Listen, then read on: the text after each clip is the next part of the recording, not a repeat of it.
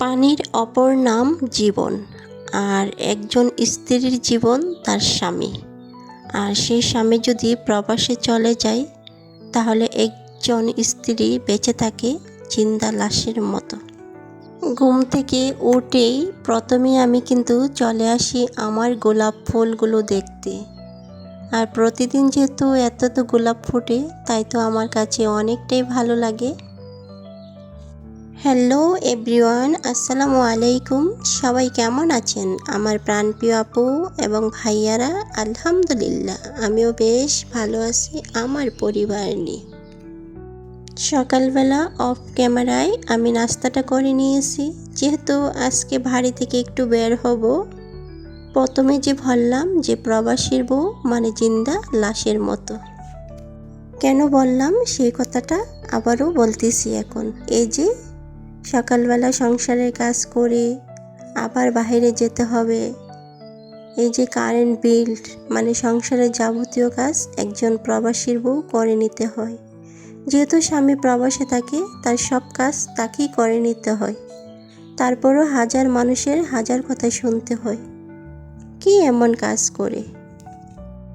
প্রবাসীর বউ নাকি সুখে থাকে, অনেক সুখে থাকে। আসলে কি কথাটা সত্য নাকি মিথ্যা? যাই হোক, সেই প্রশ্নটা আপনাদের কাছে আমি রেখে গেলাম। আমি কিন্তু রেডি হয়ে বাসা থেকে বের হয়ে গেলাম সঙ্গে লামিয়াকে নিয়ে। এখন কিছুটা পথ হেঁটে যাচ্ছি, যেহেতু এখানে গাড়ি পাওয়া যাচ্ছে না। সবাই আমার সাথে থাকুন, দেখতে থাকুন আমার পুরো ভিডিওটা, আমার আপুনিরা এবং ভাইয়ারা।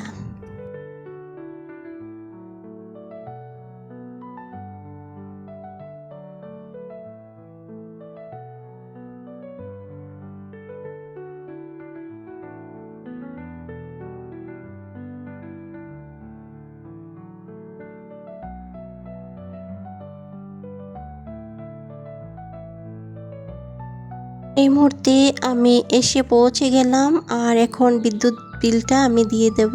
দেওয়ার পরে এখন একটু শপিং মলে আসলাম, কিছু কেনাকাটা করব। সবাই আমার সাথে থাকুন, আপুরা ভাইয়ারা সবাই। যারা লাইক দিতে ভুলে গেছেন, ভিডিও দেখতেছেন, প্লিজ কষ্ট করে একটা লাইক দিয়ে দিবেন। এখন আমি কিছু কেনাকাটা করতেছি, আর আগেও কেনাকাটা করে নিয়েছি। আমি বাসা থেকে বের হলে ক্যামেরা বেশি অন করি না, যতটুকু ভিডিও লামিয়া করে নে। যাই হোক আপুরা ভাইয়েরা, আজকের ভিডিওটা একটু অন্যরকম হয়ে গেছে, প্লিজ কষ্ট করে একটু দেখে নেবেন আর আমার দৃষ্টিতে দেখবেন, যেহেতু ভিডিওটা উল্টাপাল্টা, ক্যামেরাম্যান উল্টাপাল্টা হয়ে গেছিল। এখন আমি রান্নাটা করব, তার জন্য মাংস নিয়েছি আর রান্নাটা এখন বসিয়ে দেব।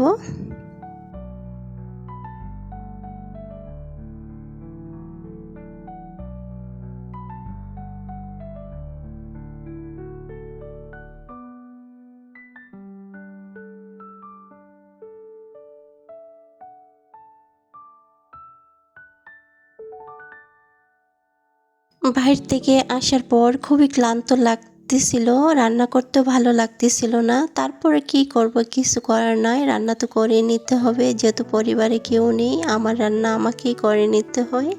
হাজার কষ্ট থাকলেও করতেই হবে, এটাই বাস্তব, যেহেতু প্রবাসীর বউ একবারই বললাম।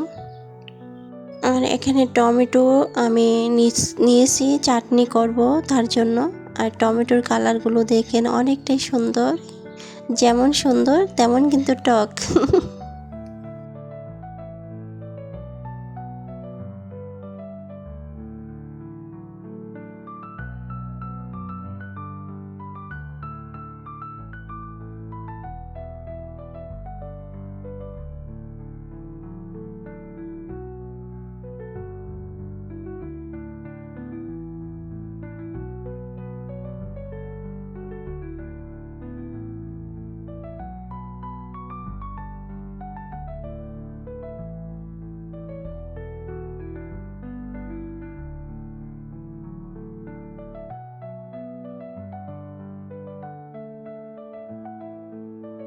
এই যে রান্নাটা আমার হয়ে গেছে, আমি কিন্তু বেশিরভাগ অফ ক্যামেরায় রান্নাটা করে নিয়েছি।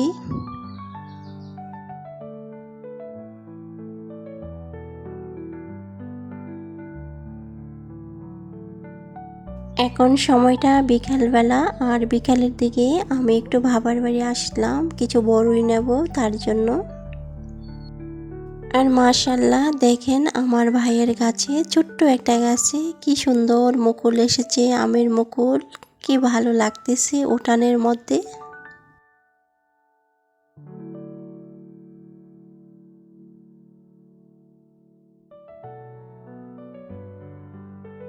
আর বড়ইগুলো দেখেন কি সুন্দর, এগুলো কিন্তু টক বড়ই আর ওপরে মিষ্টি বড়ই, একই গাছে দুই রকম বড়ই। যারা যারা বড়ই খেতে ভালোবাসেন তারা চলে আসেন আপুরা ভাইয়ারা, অনেক সুন্দর বড়ই, টক বড়ই।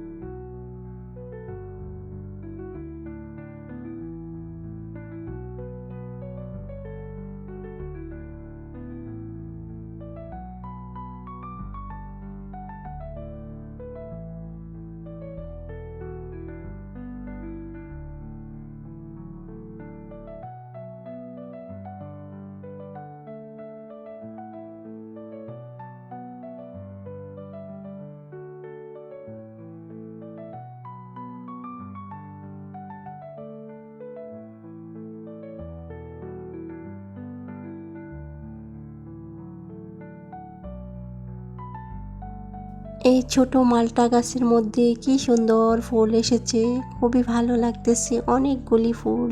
আর লিচু গাছে অনেকগুলো ফুল এসেছে, অনেকটাই ভালো লাগতেছে।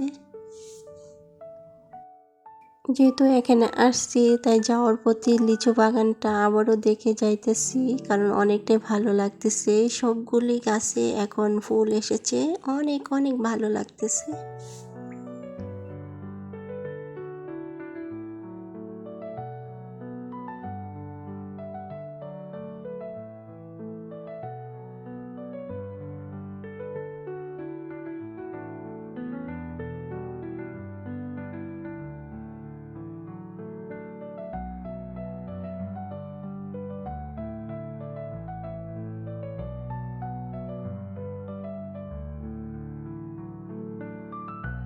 যেহেতু আমি দেখতেছি তাই আমার আপুমনি এবং ভাইয়াদেরকেও শেয়ার করতেছি সেই ছোট্ট লিচু বাগানের ফুলগুলি।